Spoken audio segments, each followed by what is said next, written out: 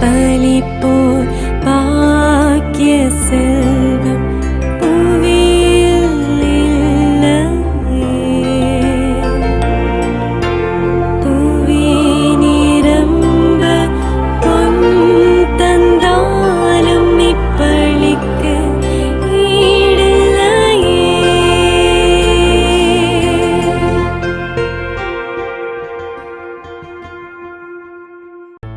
திருப்பலி ஒளிபரப்ப உதவுபவர்கள்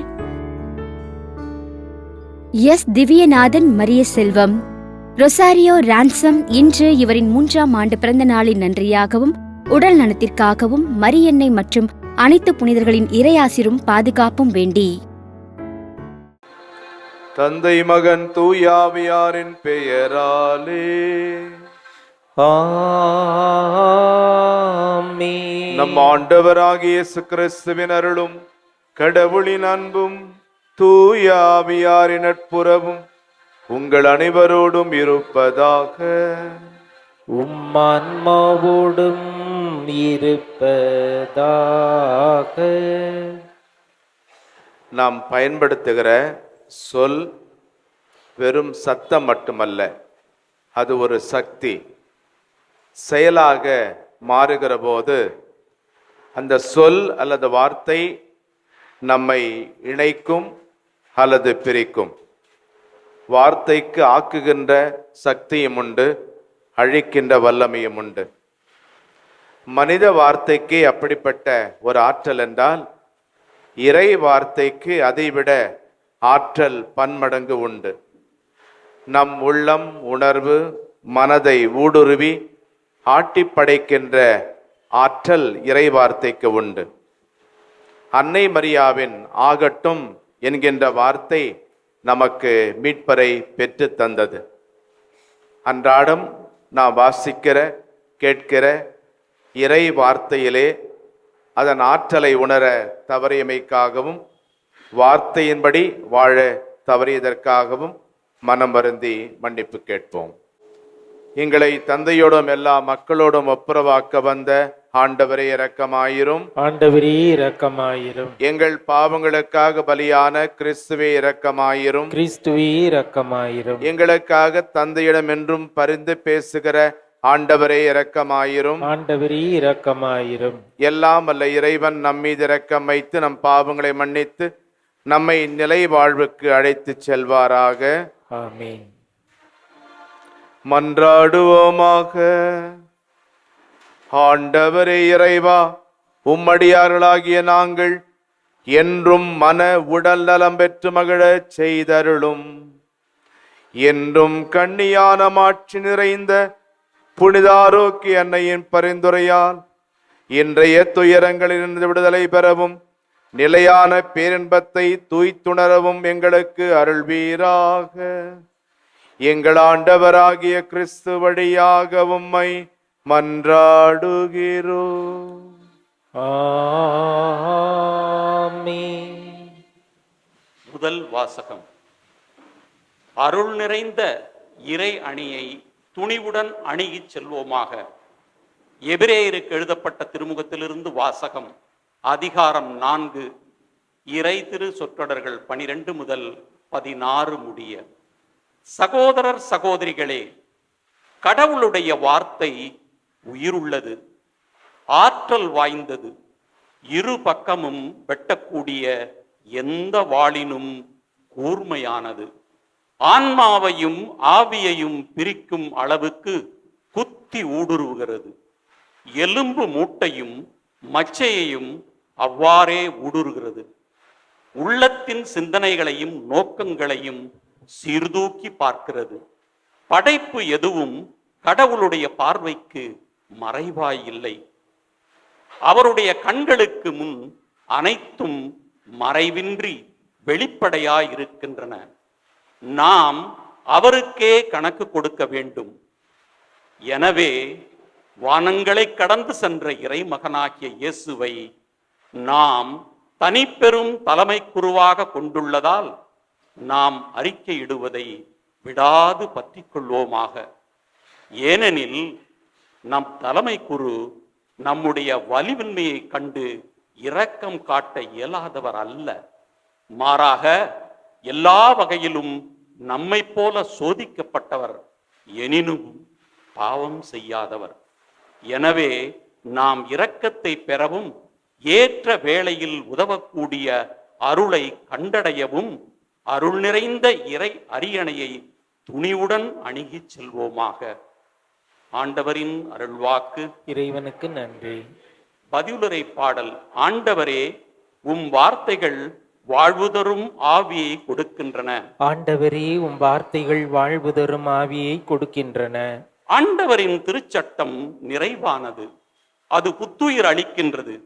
ஆண்டவரின் ஒழுங்குமுறை நம்பத்தக்கது, எளியவருக்கு அது ஞானம் அளிக்கிறது. பதிலுரை. ஆண்டவரே, உம் வார்த்தைகள் வாழ்வு தரும் ஆவியை கொடுக்கின்றன.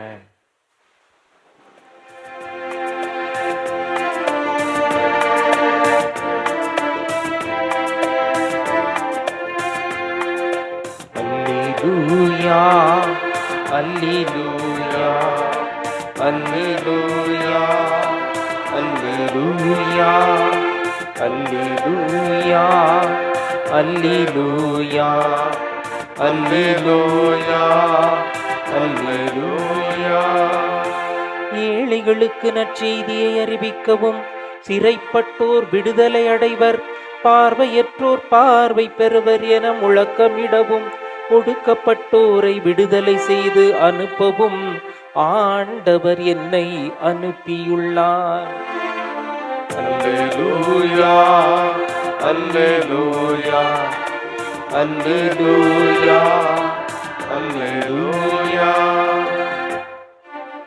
ஆண்டவர்களோடு இருப்பாராக.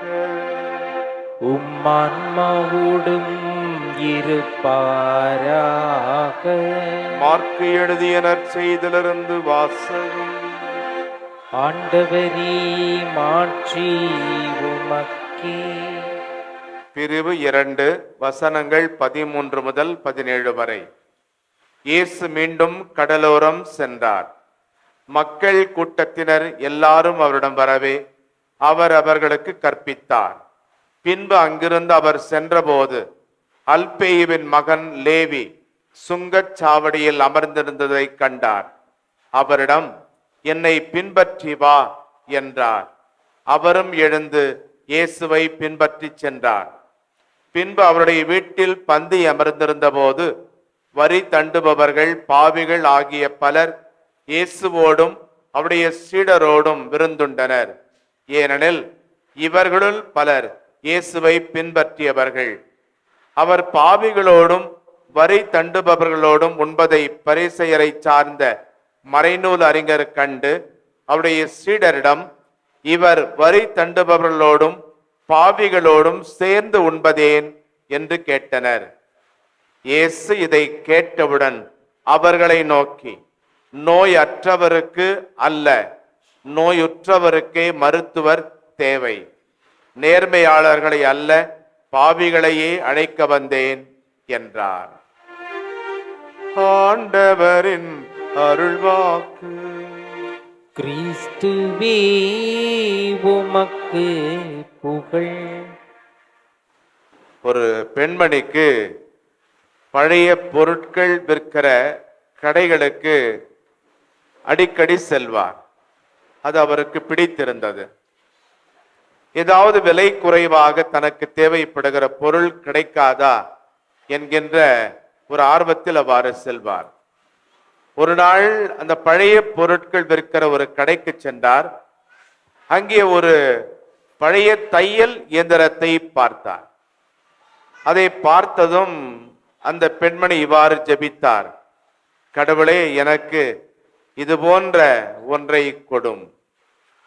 சில நாட்களுக்கு பிறகு அவர் தனது வேலைக்கு செல்லுகிற வழியிலே சாலையோரம் ஒரு குப்பை குவியலை பார்க்கிறார். அந்த குப்பை குவியலிலே இந்த பழைய தையல் இயந்திரம் இருந்தது. அதிலே ஒரு வாசகம் எழுதப்பட்டிருந்தது, இந்த தையல் இயந்திரம் நல்ல நிலையில் உள்ளது, யார் வேண்டுமென்றாலும் எடுத்துக்கொள்ளலாம். இதை கண்டதும் அந்த பெண்மணி அந்த தையல் இயந்திரத்தை மகிழ்ச்சியோடு தன் வீட்டிற்கு எடுத்து சென்றார். நம்முடைய கடவுள் ஆச்சரியங்களின் கடவுள். வாழ்க்கையின் மிகவும் சாதாரணமான சூழ்நிலைகளிலும் கூட அவர் நம்மை சந்திக்க வருகிறார். இன்றைய நற்செய்தி நமது அன்றாட எளிய மற்றும் சாதாரண வாழ்க்கை சூழலிலே இறைவனை சந்திக்கிற லேவியை பற்றி நமக்கு கூறுகிறது. இயேசு தனது பணிக்கு முதலாக 4 சீடர்களை அழைத்தது போலவே இந்த லேவியையும் அழைக்கிறார். அல்பேயுவின் மகன் லேவியும் மத்தேயுவும் ஒரே ஆள்தான் என்பது விவிலிய அறிஞர்களின் கருத்து. வரி தண்டுபவர்களோடும் பாவிகளோடும் ஒதுக்கப்பட்டவர்களோடும் உண்டு உறவாடுதல் இயேசுவுக்கும் அவரது சீடர்களுக்கும் உள்ள சிறப்பான ஒரு பண்பு.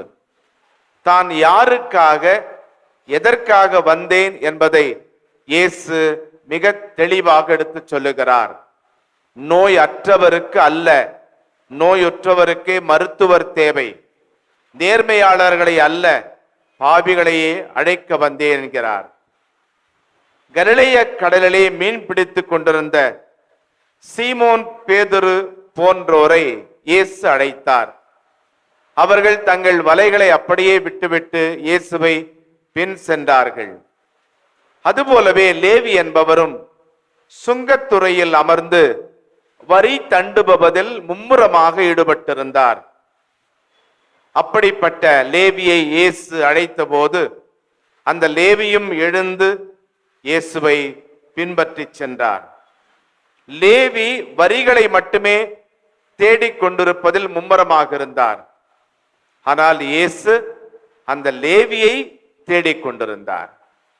இயேசுவின் காலத்திலே மிகவும் அதிகமாக வெறுக்கப்படுகிறவர்கள் பட்டியலிலே வரி வசூலிப்பவர்கள் நிச்சயமாக இடம்பெற்றிருப்பார்கள். காரணம் என்னவென்றால், சொந்த மக்களிடமிருந்தே வரியை வாங்கி ரோமை அரசுக்கு அவர்கள் வரி செலுத்தி வந்தார்கள். எனவேதான் யூதர்களால் அதிகமாக வரி வசூலிப்போர் வெறுக்கப்பட்டார்கள். ரோமையர்களுடைய கைக்கூலிகள், காட்டி கொடுப்பவர்கள் என்கின்ற ஒரு அவப்பெயர் இவர்களுக்கு இருந்தது. ஆக இந்த அளவுக்கு ஒரு நல்ல யூதனின் பார்வையிலே வரி வசூல் செய்து வந்த இந்த லேவி ஒரு தவறான மோசமான வாழ்க்கையை வாழ்ந்தவர் என்பதை அவர்கள் அறிந்திருந்தார்கள். இயேசுவுக்கு நன்றாக தெரியும், யூதர்களால் மிகவும் வெறுக்கப்பட்டவர்கள். தாங்கள் பெற வேண்டிய வரியை விட அதிகமாக வாங்கி ரோமை அரசருக்கு செலுத்த வேண்டிய வரியை செலுத்தி மீதமுள்ள வரியை தங்களோடு வைத்துக் கொள்வார்கள். அவ்வாறு ஒரு தவறான ஒரு வாழ்க்கையை லேவியும் வாழ்ந்து வந்தார் என்பதை இயேசு நன்றாகவே அறிவார். இருந்தாலும் அந்த லேவிக்கு இன்னும் ஒரு வாய்ப்பை, 2வது வாய்ப்பை கொடுக்கிறார். அவரும் இயேசுவை பின்பற்றி செல்லுகின்றார். அன்புக்குரியவர்களே, நீங்களும் நானும் இந்த லேவியை போன்றவர்கள். நாம் அனைவரும் தவறுகள் செய்கின்றோம். நம்மில் சிலர் எந்த விதமான கவலைகளுமின்றி எதையும் செய்யாமல் சோம்பித் திரியலாம். அல்லது நம்மில் ஒரு சிலர் தீய பழக்கங்களுக்கு அடிமையாகி இருக்கலாம். அல்லது நல்லதொரு வேலையை நாம் இழந்திருக்கலாம். அல்லது பல்வேறு குழப்பங்களுக்கு நாம் காரணமாக இருக்கலாம். ஆனால் எதுவாக இருந்தாலும் மீண்டும் நம் வாழ்க்கையை புதிதாக தொடங்குவதற்கான வாய்ப்பை இறைவன் நமக்கு தந்து கொண்டிருக்கிறார். இயேசு எல்லோருக்கும் மீட்பை அளிக்க இந்த உலகத்திற்கு வந்தார். நம்மை தேடி வந்தார். ஒரு தாய் தனது அனைத்து குழந்தைகளையும் அன்பு செய்தாலும் நலிவுற்ற நோயுற்ற குழந்தையை இன்னும் அதிகமாக அன்பு செய்வார். அதுபோலவே இயேசுவும் பாவிகளை தேடி வந்து அந்த பாவிகளை மிகுதியாக அனைவரையும் விட அதிகமாக அன்பு செய்தார். அந்த இயேசு நம் அனைவரையும் தேடி வருகிறார். என்னை தேடி இயேசு வருகின்றார், என் வாழ்வை மாற்றி விடுகின்றார்.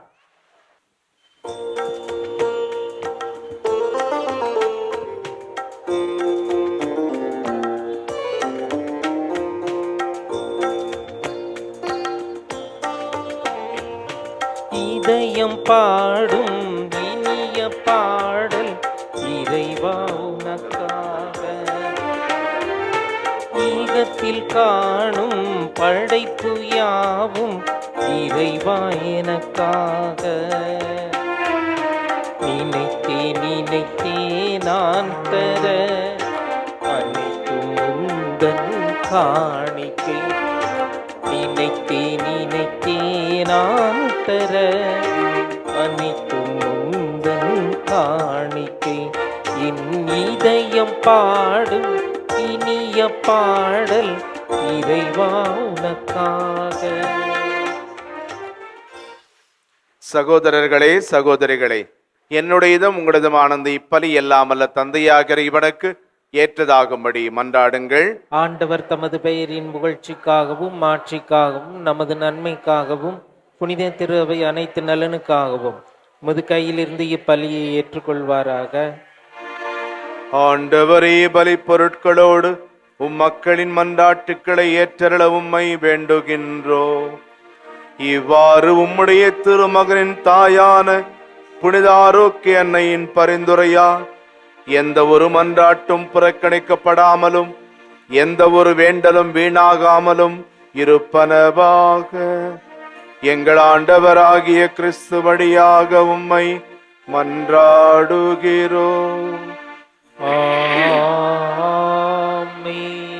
ஆண்டவர் உங்களோடு இருப்பாராக. உம்மான்மாவோடும் இருப்பாராக. இதயங்களை மேலே எழுப்புங்கள். ஆண்டவரிடம் எழுப்பியுள்ளோம். நம் இறைவனாகிய ஆண்டவருக்கு நன்றி கூறுவோம். அது தகுதியும் நீதியும் மானதே. இரக்கமுள்ள எல்லாமல்ல இறைவா, என்னாலும் இவ்விடத்திலும் நாங்கள் உமக்கு நன்றி செலுத்துவதும் எப்பொழுதும் கண்ணியான புனித ஆரோக்கிய அன்னையினுடைய வணக்க நாளில் நாங்கள் உம்மை போற்றி புகழ்ந்து மாட்சிப்படுத்துவதும் மெய்யாகவே தகுதியும் நீதியுமாகும். எங்கள் கடமையும் மீட்புக்குரிய செயலுமாகும். தூய ஆவி நெடலிட்டதால் அந்த அன்னையுடைய ஒரே திருமகனை கருத்தாங்கி தமது கன்னிமையின் மாட்சியில் நிலைத்து நின்று நிலையான ஒளியாகி எங்கள் ஆண்டவர் இயேசு கிறிஸ்துவை உலகுக்கு அளித்தார். அவர் வழியாகவே இந்த மாண்பை வான தூதர் புகழ்கின்றனர். தலைமை தாங்குவோருமை வழிபடுகின்றனர்.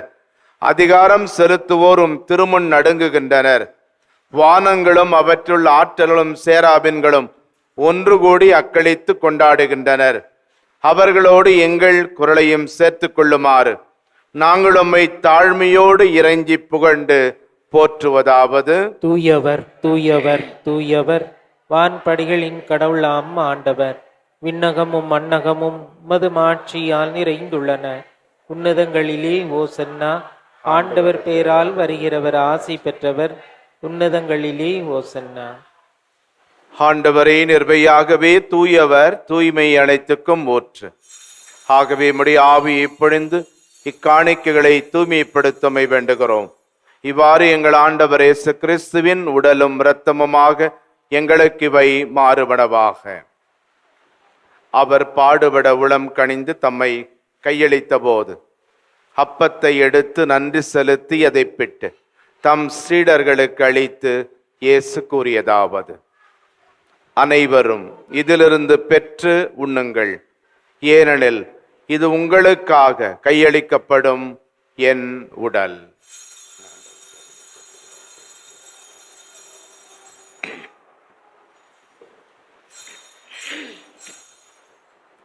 அவ்வண்ணமே இரவு விருந்தை அருந்திய பின் திராட்சை ரசம் நிறைந்த கிண்ணத்தையும் எடுத்து மீண்டும் உமக்கு நன்றி கூறி தம் சீடர்களுக்கு அளித்து இயேசு கூறியதாவது: அனைவரும் இதிலிருந்து பெற்று பருகுங்கள், ஏனெனில் இது புதிய நிலையான உடன்படிக்கைக்கு உரிய என் இரத்தத்தின் கிண்ணம். இது பாவ மன்னிப்புக்கென்று உங்களுக்காகவும் பலருக்காகவும் சிந்தப்படும். இதை என் நினைவாகச் செய்யுங்கள்.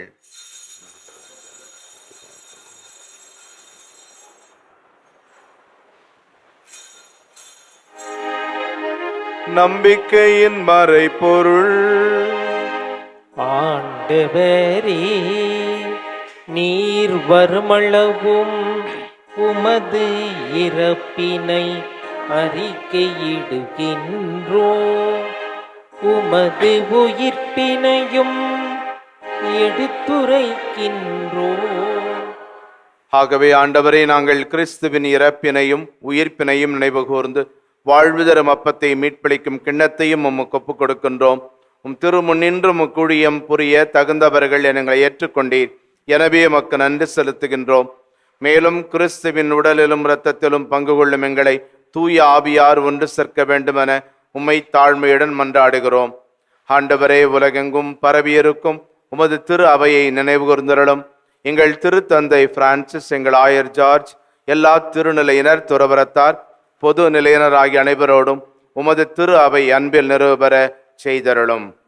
உயிர்த்தொடும் இது நோக்குடன் துயில் கொள்ளும் எங்கள் சகோதரர் சகோதரிகளையும் இறந்தோர் அனைவரையும் இரக்கத்துடன் நினைவு கூர்ந்து உமது திருமுக ஒளியினுள் ஏற்றருளும். எங்கள் அனைவர் மீதும் இரக்கமாயிரும்.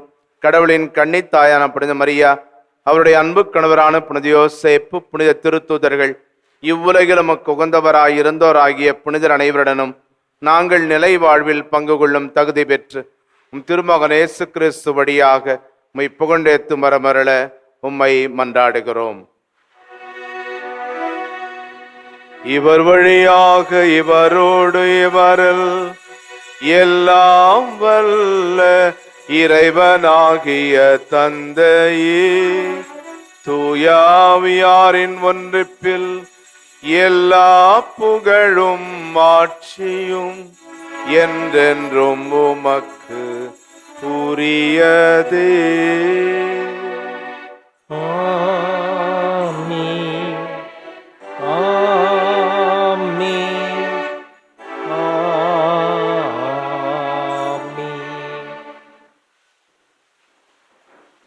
இறை வார்த்தையின் ஆற்றலை உணர்ந்து அந்த வார்த்தைக்கு ஏற்ப வாழத் தேவையான அருளுக்காக மன்றாடுவோம். விண்ணுலகில் இருக்கின்ற எங்கள் தந்தையே, உமது பெயர் தூயது என போற்ற பெறுக. உமது ஆட்சி வருக. உமது திருவிழாம் விண்ணுலகில் நிறைவேறுவது போல மண்ணுலகிலும் நிறைவேறுக. எங்கள் அன்றாட உணவை இன்று எங்களுக்கு தாரும். எங்களுக்கு எதிராக குற்றம் செய்வோரை நாங்கள் மன்னிப்பது போல எங்கள் குற்றங்களையும் மன்னியும். எங்களை சோதனைக்கு உட்படுத்தாதேயும், தீமையிலிருந்து எங்களை விடுவித்தருளும். ஆண்டவரே, தீமை அனைத்திலிருந்தும் எங்களை விடுவித்து எங்கள் வாழ்நாளில் அமைதியை கனிவுடன் அருளமை மன்றாடுகிறோம். உமது இரக்கத்தின் உதவியால் நாங்கள் பாவத்திலிருந்து எப்போதும் விடுதலை பெற்று யாதொரு கலக்கமுமின்றி நலமாயிருப்போமாக. நாங்கள் எதிர்நோக்கி இருக்கும் பேரின்பத்துக்காகவும் எம் மீட்பராகிய இயேசு கிறிஸ்துவின் வருகைக்காகவும் காத்திருக்கின்றோம். ஏனெனில் ஆட்சியும் வல்லமையும் ஆட்சியும் என்றென்றும் உமதே. ஆண்டவரே இயேசு கிறிஸ்துவே, அமைதியை உங்களுக்கு விட்டு செல்கின்றேன், என் அமைதியை உங்களுக்கு அளிக்கின்றேன் என்றும் திருத்தூதர்களுக்கு மொழிந்தீரே. எங்கள் பாவங்களை பாராமல் நாங்களும் மேல் வைத்திருக்கும் நம்பிக்கை மட்டுமே கண்ணோக்கி உமது திருவுளத்திற்கு ஏற்ப எங்கள் ஒவ்வொருவருக்கும் மன அமைதியும் மகிழ்ச்சியையும், எங்கள் குடும்பங்களுக்கு ஒற்றுமையும், உலகிற்கு சமாதானத்தையும் அளித்தருள்வீராக. என்றென்றும் வாழ்ந்து ஆட்சி செய்கின்றவர் நீரே. ஆமென். ஆண்டவருடைய சமாதானம் உங்களோடு என்றும் இருப்பதாக, ஆன்மாவோடும் இருப்பதாக. ஒருவருக்கொருவர் சமாதானத்தை அறிவித்துக் கொள்வோம். சமாதானம். உலகின் பாவங்களை போக்கும் இறைவனின் செம்மறியே, எங்கள் மேல் இரக்கமாயிரும். உலகின் பாவங்களை போக்கும் இறைவனின் செம்மறியே, எங்கள் மேல் இரக்கமாயிரும். உலகின் பாவங்களை போக்கும் இறைவனின் செம்மறியே, எங்களுக்கு அமைதியை அளித்தருளும். இதோ இறைவனின் செம்மறி, இதோ உலகின் பாவங்களை போக்குபவர். செம்மறியின் விருந்துக்கு அழைக்கப்பட்டோர் பேறு பெற்றோர். ஆண்டவரே, நீர் நீர் நிலத்தில் நிலத்தில் எழுந்தருள எழுந்தருள நான் தகுதியற்றவன். ஆனால் ஒரு வார்த்தை மட்டும் சொல்லியருளும், எனது ஆன்மா நலமடையும். மன்றாடுவோமாக. ஆண்டவரே, விண்ணக உணவுட்கொண்ட நாங்கள் உமது கனிவை வேண்டுகின்றோம். என்றும் கண்ணியான புனித ஆரோக்கிய அன்னையின் நினைவு நாளில் நாங்கள் அதை அன்னையை கண்டு பாவித்து எங்கள் மீட்பு மறையுண்மையை பெற தகுதியுடன் வருவோமாக. எங்கள் ஆண்டவராகிய கிறிஸ்து வழியாக உம்மை மன்றாடுகிறோம். ஆண்டவர்களோடு இருப்பாராக. உம்மான்மாவோடும் இருப்பாராக. எல்லாம் வல்ல இறைவன் தந்தை, மகன், தூயாவியார் உங்களுக்கு ஆசை வழங்குவாராக. கிறிஸ்துவின் அன்பில் சென்று வாழுங்கள். இறைவனுக்கு நன்றி. திருப்பலி ஒளிபரப்ப உதவியவர்கள்: எஸ். திவ்யநாதன் மரிய செல்வம். ரொசாரியோ ரான்சம் இன்று இவரின் 3ஆம் ஆண்டு பிறந்த நாளின் நன்றியாகவும் உடல் நலத்திற்காகவும் மரியன்னை மற்றும் அனைத்து புனிதர்களின் இறையாசிரும் பாதுகாப்பும் வேண்டி